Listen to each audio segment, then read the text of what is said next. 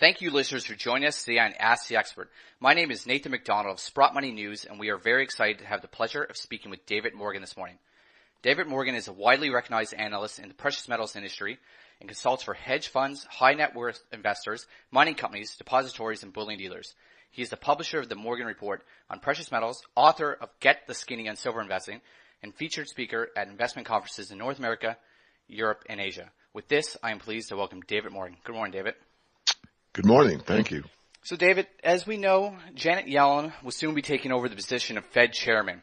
You yourself have recently referred to Janet Yellen as Supersonic Yellen. Now, I think I know why you're referring to her as that, but can you please explain to our listeners why you chose that name for her?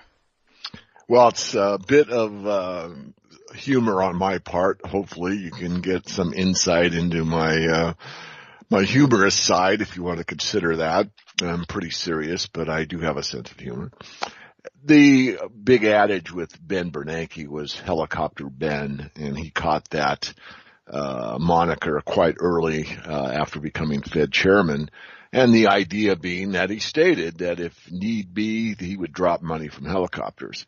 Well, having somewhat of an aircraft background earlier in my adult life, I was quite familiar with, supersonic aircraft. And so the idea was that if Bernanke was willing to drop money from helicopters, helicopters are much slower paced than a supersonic aircraft. So the idea was that if you think Bernanke is willing to drop a lot of funny money around, just wait. Yellen is ready to do that at a much higher rate.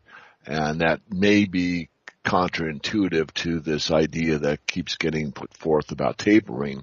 But nonetheless, we're going to write quite a bit about Janet Yellen, her background, and what her belief system is in the January issue of the Morgan Report. We'll go more in depth on that topic.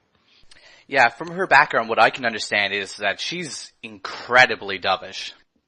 That's true. And she's a big believer in the Phillips curve. There's lots of things that, we don't have time or detail to go into. We're still formulating the report right now.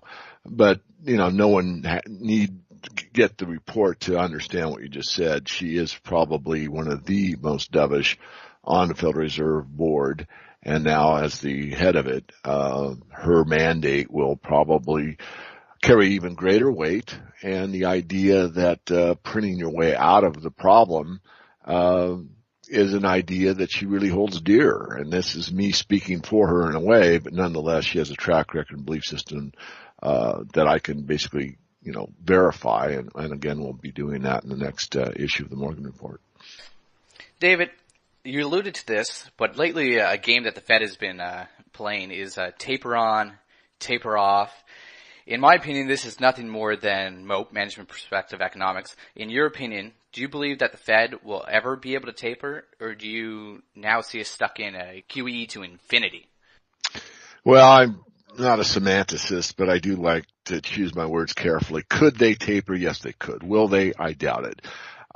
They could do some cursory market appeasing taper type of thing that maybe they would do a certain class and say, well, the subprime mortgage, we're only going to purchase this many instead of that many, or some superficial, again, appeasement to the marketplace to give the perception to some less sophisticated investors or the market itself that they're taking a quote-unquote hard stand. But the reality is no.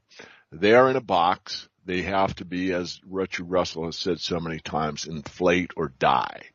And therefore, the reality is, regardless of what they might do as window dressing or some superficial this or that, the reality is they've got to keep printing money.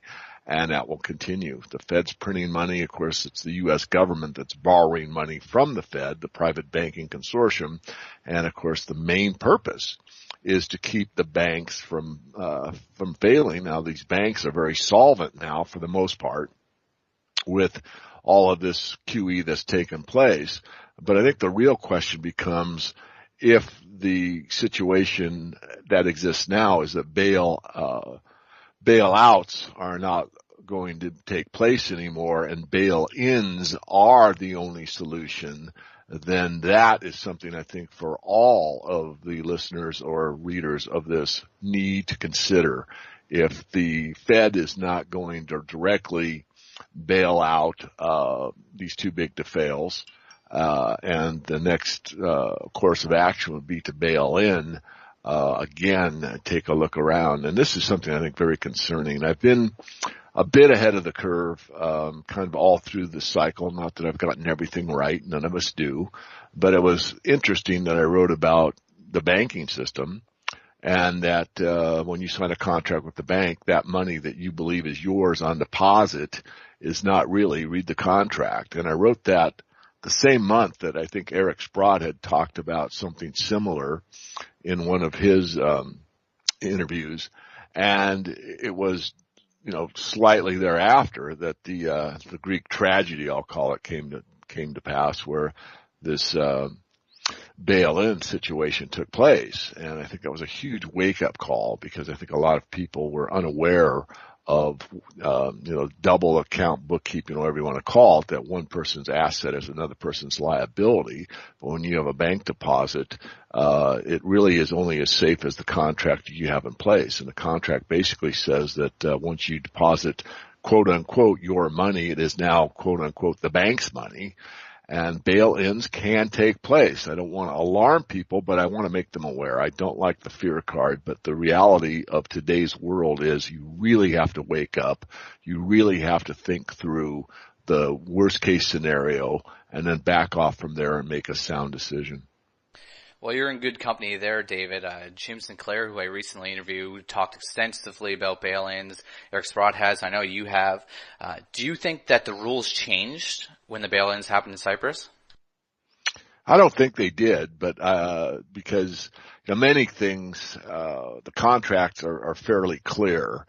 Of course, they're legalese, and they're, in my view, meant to be rather confusing. But if you get through them and, reread them or have some help, regardless, it's pretty clear what the intent is or what the availability of the bank to do is.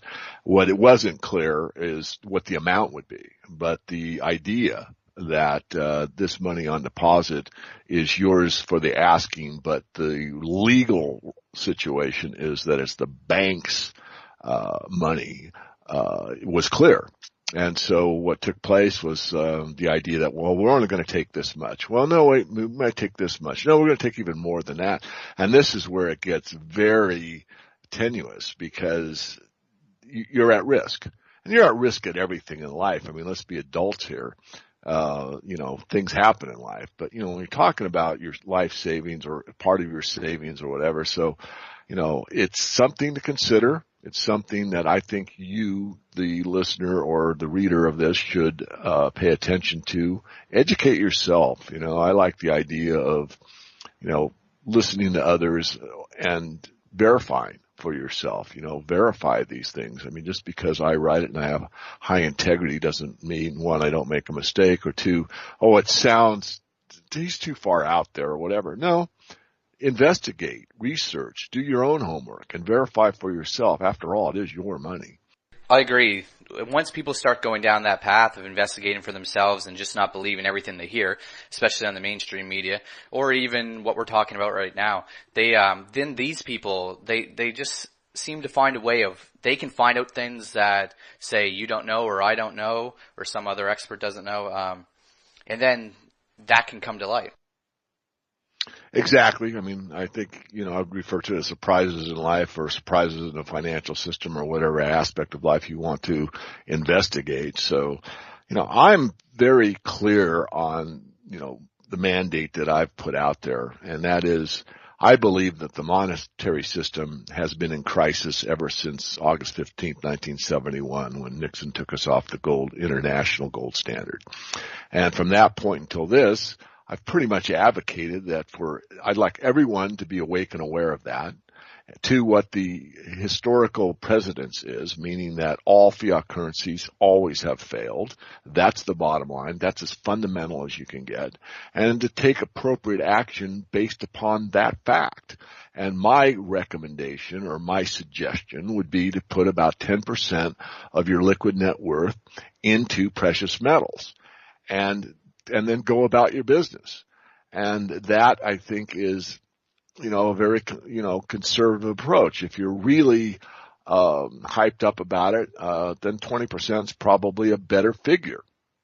But I haven't advocated anyone to, dump everything that they have into gold and silver. But unfortunately, in my opinion, many people that really are awake and aware and learn the basis of what we're speaking of tend to think, oh, that's about the only place to be. I wouldn't argue against that. The problem is that if you're in that asset class totally, and you have a 2 or 3 year correction like we've been experiencing, a lot of these people are just giving up and throwing in the towel. Whereas if they had a more moderate exposure that was, say, 20% as an example, and were building cash or, had diversification, they probably wouldn't feel the pain as badly as everyone or those that have jumped full in. That's very true. It's probably easier for younger individuals to take the curves because they have more years. They don't need the money as quickly. But I definitely can see how people ready to retire. The recent market action has probably hurt them a lot. But David, moving on. In light of all this talk about bail-ins and money printing and the endless QE, conventional wisdom would say that precious metals should be screaming higher. So why do you believe that the precious metals have been beaten up so badly this year? It started in April. Do you believe that the prices are being manipulated lower? I do believe they are. I mean, if you take a hypothetical example, you could go into the futures market and sell short for, let's say, several $1 million and move the price down $20, $30, $40, then turn around and go into the physical market and buy it and save yourself maybe 10 times as much real money or cash that you used to move the market down.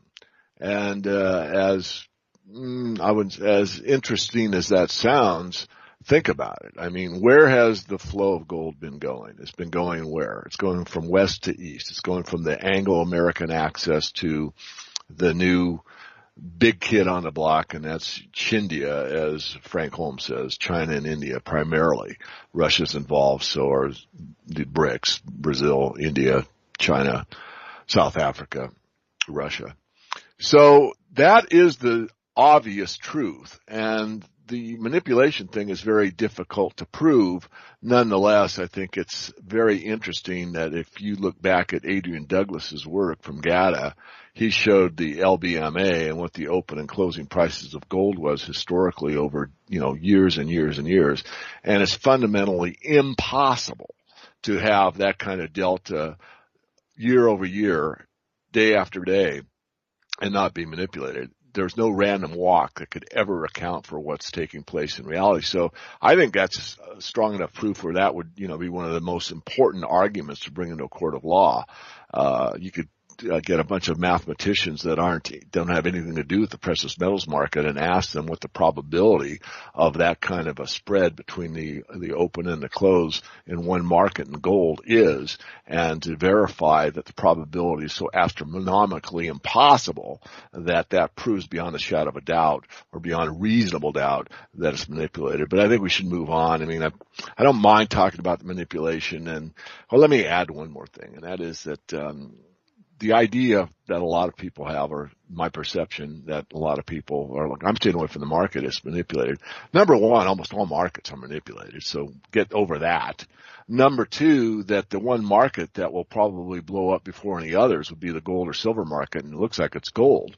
I mean, the idea that Germany wants its gold back from the Federal Reserve of New York and it cannot get it for 7 years is right in your face. Something is drastically wrong with the physical gold market. And this is proof, I think, that's all the proof I need to verify what myself, Sinclair, and many of the other proponents of, sound money, need to verify the truth here. Yeah, it's almost laughable with the facts presented, especially with the CFTC announcement and how they decided that there was no manipulation. That makes me laugh. But moving on, David, I'm going to change the subject a bit here, and it's something that nobody seems to be able to escape lately, and that's the topic of bitcoins. So the cryptocurrency, it seems to have taken center stage due to its meteoric rise in price.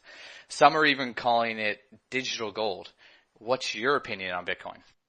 Well, my opinion is similar to Peter Schiff's. So I think the best thing to do would be defer to Peter and go to the YouTube channel. I think almost everyone that's listening to this or reading it will be familiar with YouTube, and type in Peter Schiff Bitcoin or gold versus Bitcoin, and I'm sure you'll be able to pull it up. My argument's pretty much in line with his. On the other side, I think you should look at Max Kaiser's take on Bitcoin and get both sides to balance the perspective. I'm free market. I think if you want to do, the Bitcoin situation, do it. I mean, I'm not going to tell anyone how to run their lives. There's a lot of advantages to Bitcoin as a fiat system over the current one.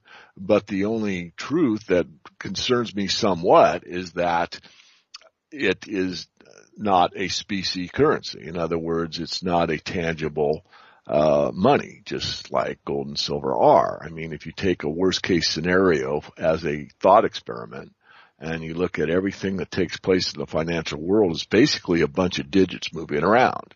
I mean, when I sell a stock on the internet, it's basically a code that goes to the e-broker that sells the stock and puts the digital money into my account, and I get a statement at the end of the month.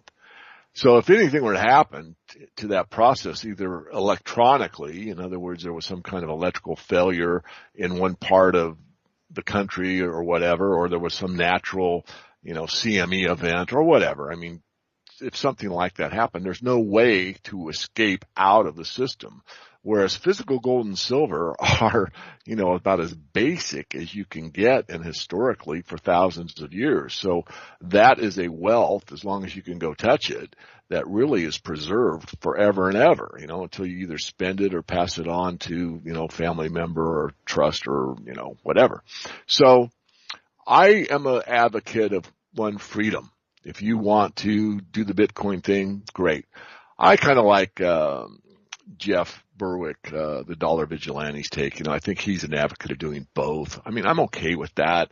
I thought about getting into it, to be able to take subscriptions in Bitcoin, because I have something that, I could market and then take those Bitcoins and, deploy them into some other, something that I need for the business or whatever. But, I think it's a little overdone. I know it's limited. I think the market will decide. I mean, the markets usually decide these things. It looks to me as if it's in a bit of a bubble, and I'm usually pretty good at calling tops, although I'm usually a bit early, and I learned that the hard way. I mean, I'd rather sell early into a bubble than late, because once it has peaked, it's really hard to get out at a decent price. So I love to sell into strength, and that comes from a very strong commodities background. If you look at my trades in the silver market, I've caught every top on the way up. I caught the 850 or 60, I forget the exact number, top, which was just way, way back in the beginning. And then the $21 top and the $48 top. And I sold into strength on every one of those. And, I'm not saying that I don't really look at Bitcoin that much, but, buyer beware. That's what I would say. Buyer beware. Do your own research, make up your own mind. I think there will be some kind of hybrid system. At some point, there probably will be some kind of electronic currency. And there's one now really that's kind of similar to that, and that's a silver and gold backed debit card that a friend of mine has started here in Spokane, Washington, where I am. And that is certainly not going up like Bitcoin. It's based on the price of precious metals, but it's precious metals backed, and it's also electronic, because you can go into a merchant with this card and it's transparent to the merchant. They just, swipe the card and get the information off of it, and you're debited either on a cash side of your account or the precious metal side of your account. I think that's a little bit more practical than the Bitcoin, but I don't want to speak too much about it. I've already probably said more than enough, because I'm not that familiar with the internal workings of the Bitcoin system. That's something I've wrote about a lot recently. I've actually personally been involved as an entrepreneur with Bitcoin since 2011. I see it very valuable on a merchant standpoint. It is a fiat system, though. There's no denying that. I can't see it replacing gold and silver at all. But I could see a form of a hybrid system, like you said, a digital gold that's actually backed by something. But moving on there's never before in history, so we're talking about fiat systems with Bitcoin, we're talking about fiat systems in general. Never before have all countries in the world been on a fiat system. So how do you believe that this Frankenstein experiment is going to end? Do you believe that central banks will be able to hold it all together and steer away from the cliff's edge? Or do you think we've already gone over the cliff and there's no turning back? Well, that is the question. I mean, that is the multi-billion-dollar question. If you go back in the early days in the archives of the Silver Investor website, you'll see my earliest writings, maybe 99, 2000, very early, where I said, this is what concerns me the most, that never in recorded history has the fiat experiment been a global or worldwide phenomena. And because of that fact, that means that basically as the dollar goes, so goes the whole world. Not that there won't be pockets here and there or whatever that might do better than other, but the extreme, or the reality is that this extreme, that the one world currency, the dollar, for most parts, because it is the reserve currency, as it goes, so goes everybody. So do I believe that, we've gone over the cliff or not? And is there turning back? Really a tough one. So opinion only. I'll preface it one more time, opinion, but you asked my opinion. I think we did go over the cliff. I think we went over the cliff in 2008. I think that everything that's happened since then has been a backing and filling and, as you call it, mope, where the perception of reality is being managed as carefully as possible by the mainstream media, that we're back on track, everything's going to be okay. But the reality is, the factual truth is, that these banks have been reliquefied, but at the expense of the population, because when the federal government borrows money in any country, it's only based on the productive capacity of the citizens to pay back what they borrowed. I mean, they don't come to you and ask you if they have the right to borrow more money, and it's okay if you have to lower your living standard to pay it back in the future, do they? No, they just go ahead and do it. So that's the reality. So the banks are being brought back to life, so to speak, at the expense of the populace, regardless of the nation state we're talking about.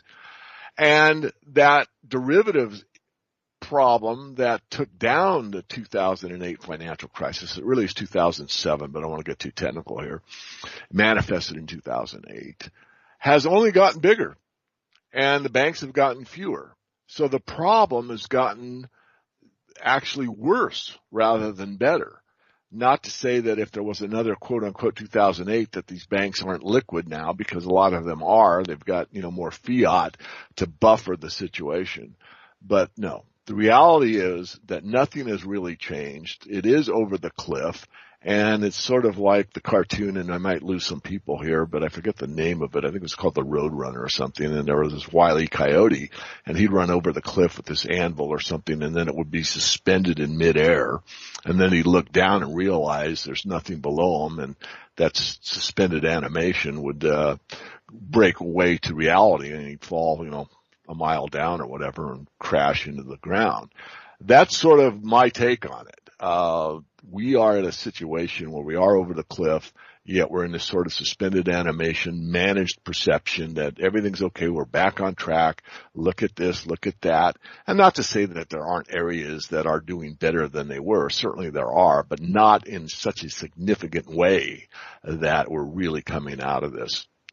I agree. It's when they print that much money, there's always going to be certain sectors that are going to outperform others, because that money has to flow somewhere.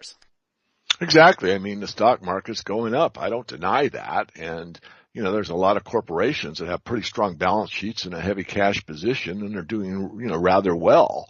And if you go back to my, fundamental, analysis back to the early 2000s, I said we're moving from a decade or decades from, things we want to things we need, meaning that the commodity sector was going to continue in a, mega trend, and this, stuff that we don't need. I mean, no one really needs a second, third, or fourth house. I'm not against real estate investing. All I'm saying is that became a bubble and it wasn't the place to be.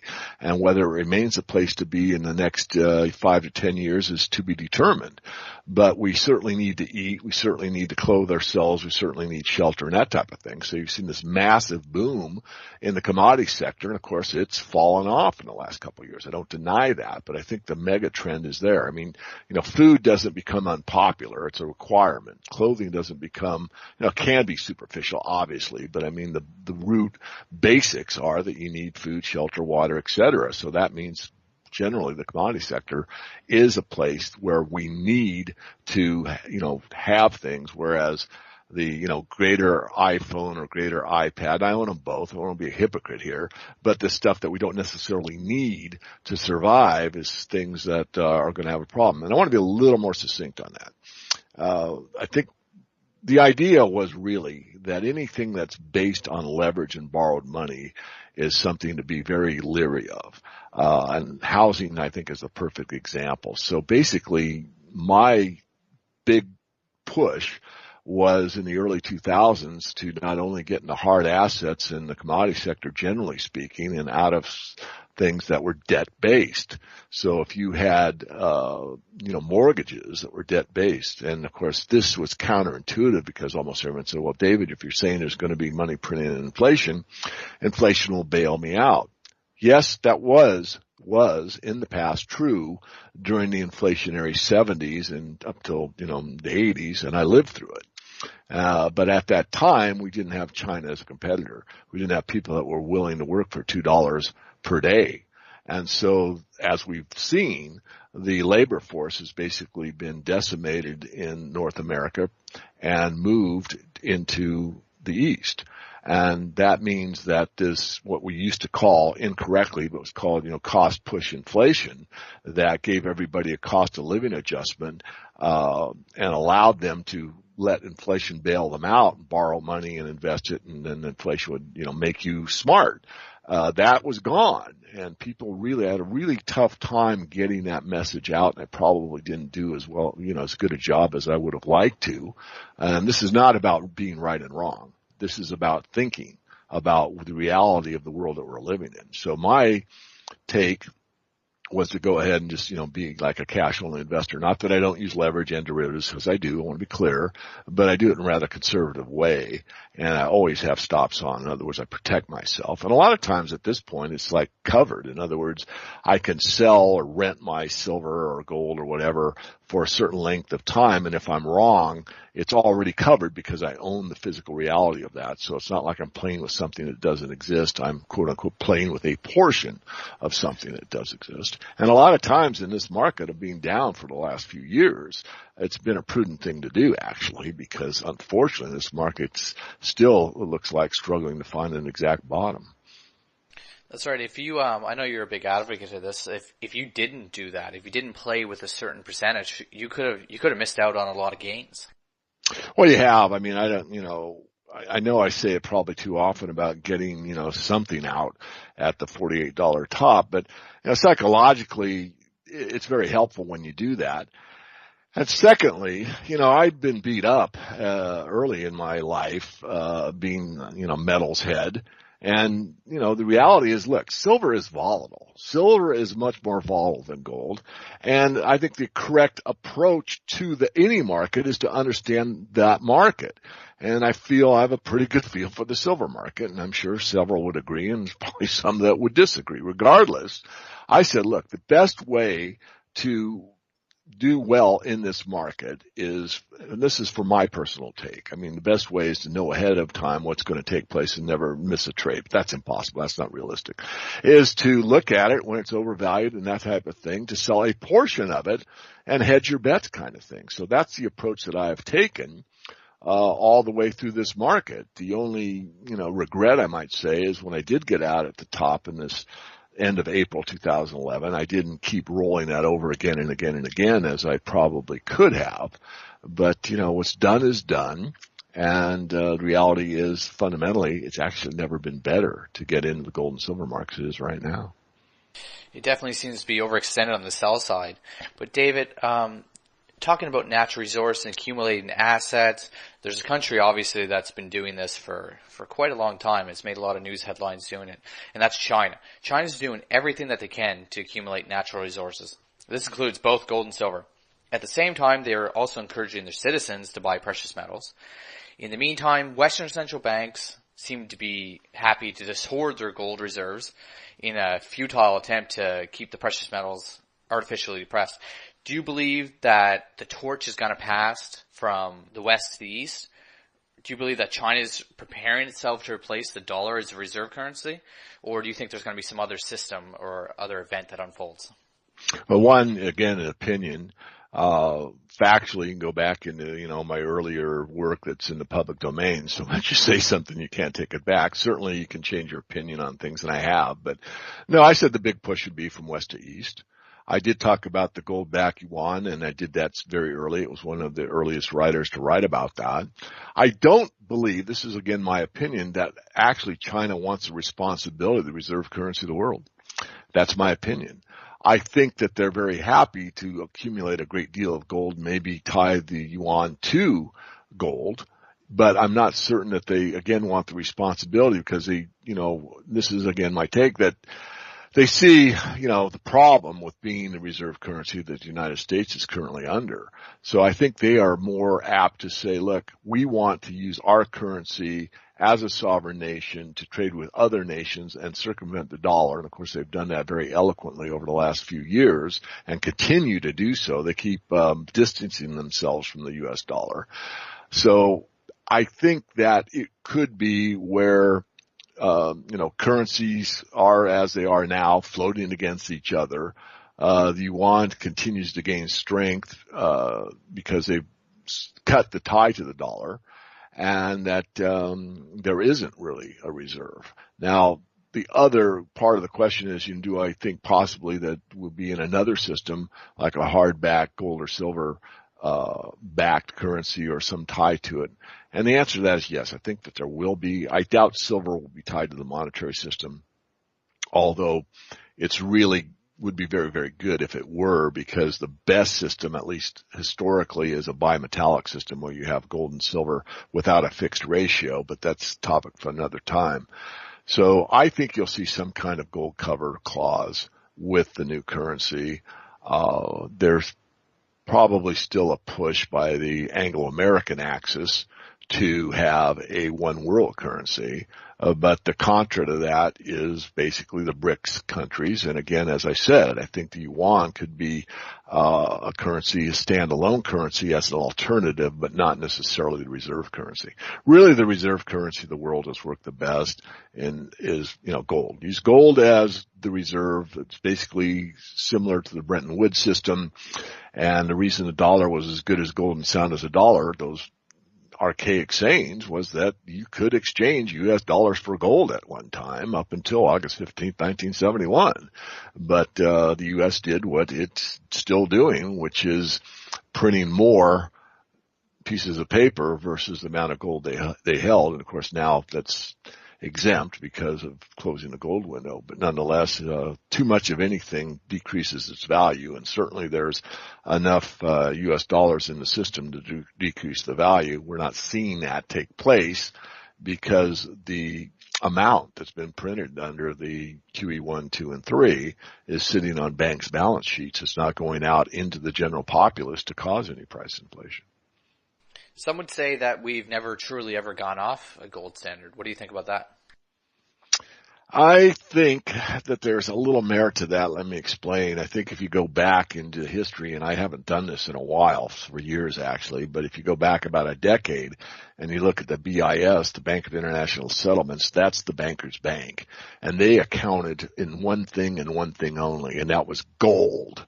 That's the only thing they accounted for, gold. Now, if you're talking about the central banker's bank, you're talking about basically the monetary powerhouse of the entire globe, and the only thing that they care about is how much gold you have in a nation state, then I would certainly say that that somewhat carries merit. The problem is that we really don't know who owns what because of all these swaps and interconnections and hypothecations and rehypothecations. But I've always had and I'm going to go off on a tangent here, but it's on point somewhat. And that is, I've always thought that what would be the event, and no one knows. But I thought, if it ever came to light that there is no real gold in Fort Knox, And of course there's a lot of conjecture about that, but if somehow there was a Senate investigation or whatever, pick your idea, and it came to light internationally that, oh no, we opened up the curtain and we saw the wizard, and the wizard is naked. There's no gold in Fort Knox. The U.S. has no gold reserve at all. If that were ever to come to light, I would think that the U.S. dollar could take a huge plunge, because the perception, maybe not the reality, maybe the reality, is that the U.S. still has, a large gold hold, around 265 million ounces of fine gold.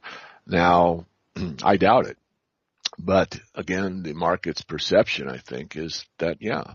So if you can look at different currencies through history, and basically, like it or not, gold bug or not, gold plays an extremely important part in monetary history. Now, I believe what you just said, David. I don't think they have all the gold they say they account for either. What do you think is gonna wake people up? Because right now it seems that people are very happy, the average person anyway. Most people in the precious metals community seem a little bit more intuitive to look into details, but it seems like the average public is very happy just to believe whatever the government tells them. What do you think is going to wake people up? I think it'll be a slow wake-up call. I think it'll be a series of events or reality checks, I'll call them, that take place. So I'll give you a few examples. Going to the gasoline station and having to wait in a long line, or going to a gasoline station and the high grade is out, but only medium grade exists, or diesel isn't there. So in other words, a disruption in the production chain in something as critical as energy and food. Going to the grocery store and your favorite brand of XYZ, you name it, bread, peanuts, pizza, I don't care what it is. And all of a sudden that's not carried anymore, or the price of that particular item has gone up substantially, or the size of it's been reduced substantially, or again, the shelf is bare. Like, you used to carry this here, and well, that's out of business, or they don't carry it anymore, or we're not going to stock it. The markup is too high. So I think there'll be kind of subtle little things like that the general populace will start to realize that, things are costing more. There's not as many choices as before. There's disruptions that are coming about in my internet service. There's disruptions in the energy supply. There's disruptions in the food supply. And those will be things that will cause people, because that's, on the ground stuff that people do on a daily basis, that awake or asleep, they still will kind of get a wake up call, so to speak, if they see a disruption. And I think that's what will take place. On top of that, of course, us that are more awake and more aware will be questioning, when is the next bail-in coming and what country is it going to be, and probably, hopefully, preparing ahead of time until that, in my view, eventuality does take place. I mean, once things do begin to break down, they're definitely going to get more desperate. With all that said, David, where do you see gold and silver going in the short term? Where do you see it in the long term? Let's say, in 10 years, where's everything going to be? And, within a year, where's everything going to be? Well, then a year, I'm upbeat on 2014, but not extremely so. I mean, the breakdown point technically in gold was about 1550 and in silver 26. And both the metals are under those levels right now. I think both metals will be above those levels in 2014, but not significantly so. Although I do have to give the caveat that, anything could accelerate. I mean, if there's some big disruption somewhere, some gold delivery that doesn't take place, or silver or something along those lines, then certainly the market could accelerate. But I don't see that in 2014. And what was the other part of the question? Sorry. Where do you see it longer term? Oh, yeah, longer term, much higher in value. I don't like to give a paper price, although I can. I mean, I'm on record back in the early 2000s saying silver would make it to $100 an ounce, and I think that's very realistic. But again, I think it's the value, and I'm along the lines of Mike Maloney and others, that you don't want to focus too much on the paper price, although that's what everyone does. And rightfully so, because if you sell metals, you're only going to get it for currency. You're going to take that currency, and it's either going to be a greater amount or a lesser amount than the currency you put in the investment. But you really want to look at the value. I mean, what does an ounce of silver buy historically? and what does it buy today. So that is the gauge you should use to determine whether or not it's fair valued, undervalued, or overvalued. If you look at gold, the old adage, of course, is a Feynman suit, and you want to look at an ounce of gold, does it still do that? Or if it buys 10 suits, then you might consider the fact that it's overvalued on a historical basis. So that's the way I'll be looking at it more than the paper price. And so I think it's going far higher. I think you're going to see gold overvalued and silver overvalued. And I think in an extreme way. As I just outlined, I think you'll see where an ounce of gold doesn't buy one Feynman suit. It buys 10 or 50. It's some extreme metric. I really think that's where we're going. And I think we'll get there before 10 years. I think 10 years from now, and I'm an optimist, really. I might not sound it. I'm sure I've been painted with the doomer, broad brush, and in some cases that'd be valid, but I'm a realist is what I am, and I'm in the reality of what's going on in the financial system, and things are getting worse, not better, in my very studied opinion. Regardless, I think 10 years from now that we could definitely be on the upswing. I mean, there's a lot of things out there, like the nanotech world, what's going on in the energy frontier as far as being able to perhaps upgrade the system as a whole and use energy sources that are worthwhile. I'm not talking about solar and wind. I'm not against them, but they're really not very efficient. But at other areas that might deem higher energy flux density, where people have more energy available on a per capita basis, the better that is, the higher living standard you have. That's pretty easily proven. So 10 years out, I'm pretty optimistic, but I think the getting to 10 years out is going to be very trying over the next few. And I'm looking for round numbers if you want them. I think $5,000 an ounce gold is probably realistic. And depending on your view of silver, if you're super optimistic like me and you could think it could fall to a 10-to-1 ratio, you could use that number. Or you think the current, 50-to-1 or 60-to-1 ratio is more appropriate, you could use that number. I think we're probably going to get to a minimum of the classic or monetary ratio of 16-to-1 and as high as 10-to-1. I mean, I'll be consistent here. I wrote about that many years ago. So if you saw $5,000 an ounce gold, then that would imply 1/10 would be 500 silver. But, let's get past 50 again. I want to be very practical here. People ask me all the time, what's the ultimate price? And I say, well, let's be practical. Let's see it above 26. Let's see how it trades. Let's get it back above 30 and see how much interest are in the metals. And I'll go on record as saying this, and I know markets fairly well. You're not going to see too much buying by the non-sophisticated money at these levels, unfortunately. But what you will see once you see silver and gold work their ways higher, once you get the gold above, pick a level, 15, 16, 1700, there'll be a lot more interest in it. And there'll be a lot of money spent on the metals once they break to new highs. You'll see a lot of money come into gold above the $1,900 level, and you'll see a lot of money come into silver above the $48 level.